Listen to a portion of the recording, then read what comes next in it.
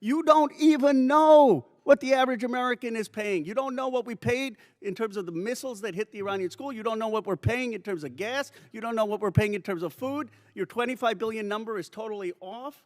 It's the incompetence. It's the incompetence. The America First promise just hit a wall of cold, hard reality, and the impact is going to cost you a fortune. Welcome back to Floor Leader Insider, where we pull back the curtain on the games being played in D.C. Representative Ro Khanna just cornered Pete Hegseth in a hearing that proves the elite have no idea, or maybe they just don't care, what this war is actually doing to your bank account. We're talking about a hidden war tax that's projected to suck $5,000 out of every American household through skyrocketing gas and food prices. Hegseth claims the cost is $25 billion, but the real math is hitting closer to $631 billion. It is a total betrayal of the very people who were promised an end to these endless foreign entanglements. You do not want to miss a single second of this, so do yourself a favor and hit that subscribe button right now. Join the insiders who actually want the truth, because we are building something here that DC can't ignore. Watch this heated exchange closely and stick around because I'm coming back at the end of the video to give you my raw thoughts on what this means for the future of the movement. Let's roll the tape. Secretary Hegseth, tomorrow is 2 months since the war has begun. You've testified that it was $25 billion in cost in terms of the munitions we used and what we paid for it. But when you add to that the damage that was done to our bases and today's dollars for buying replacement munitions and replacement aircrafts, what has the total cost been over the last 60 days? That number right now reflects the total cost that we're seeing. Including buying in today's dollars the new weapons and replacements, and including the damage there? That's your testimony? If there's adjustments to that, I would defer to the comptroller on that.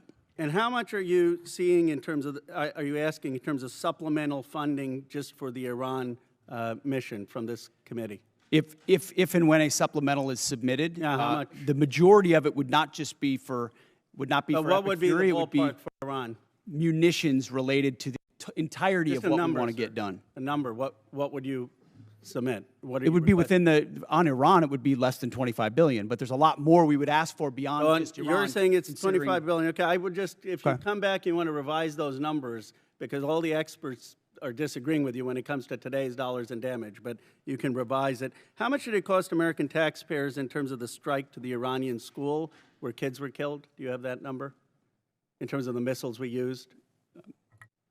As I've said, that unfortunate situation remains under investigation. You don't know how much it costs the taxpayer? But I wouldn't tie a cost to that, to anything. It's a reasonable question, no, sir? I mean, our taxpayer money was going there. Do you know how much it will cost Americans in terms of their increased cost in gas and food over the next year because of the Iran war? I would simply ask you what the cost is of an Iranian nuclear bomb. I'm going to give you that opportunity. I would simply ask you what the... you're playing gotcha questions about domestic things. I'm not... You're saying it's a gotcha question to ask what it's going to be in terms of the increased cost of gas. Why won't you answer what it costs to prevent Iran from getting a nuclear bomb? I give you that, sir, but let me... What would it cost? What would you pay to ensure Iran doesn't get a nuclear bomb?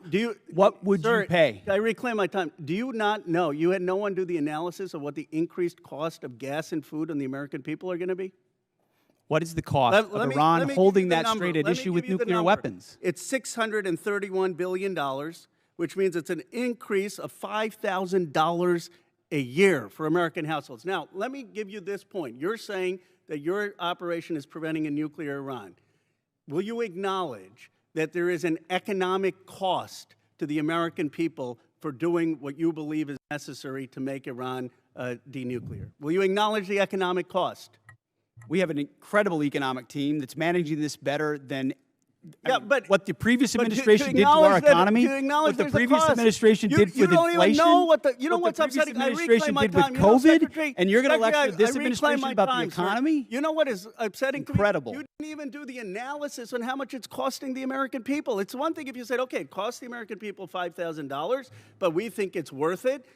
That's what we've done in World War II and other wars. Here's what it costs. You got to pay for it. You don't even know what the average American is paying. You don't know what we paid in terms of the missiles that hit the Iranian school. You don't know what we're paying in terms of gas. You don't know what we're paying in terms of food. Your $25 billion number is totally off. It's the incompetence. It's the incompetence. Let me ask you this.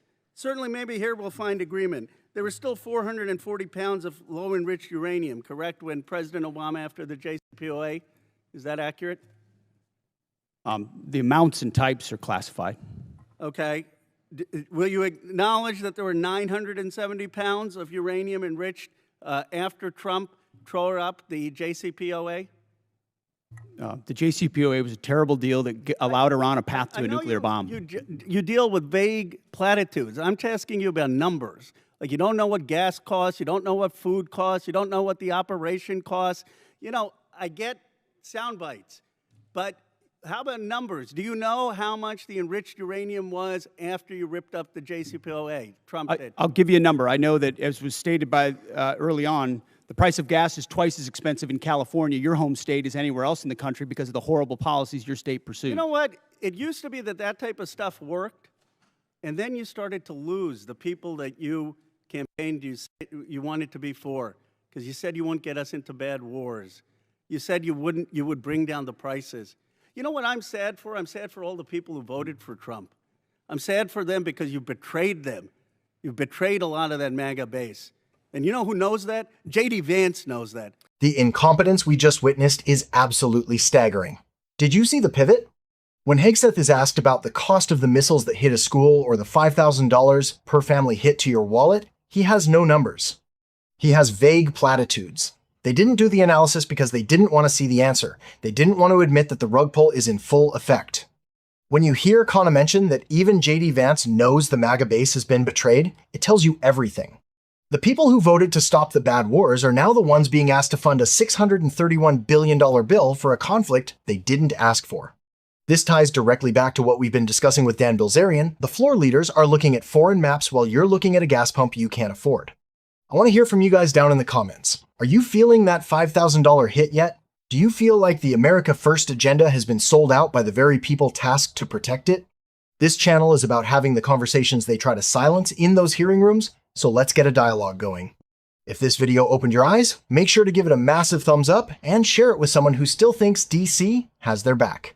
I'm your host, and this is Floor Leader Insider. Stay sharp, stay informed, and I'll see you in the next one.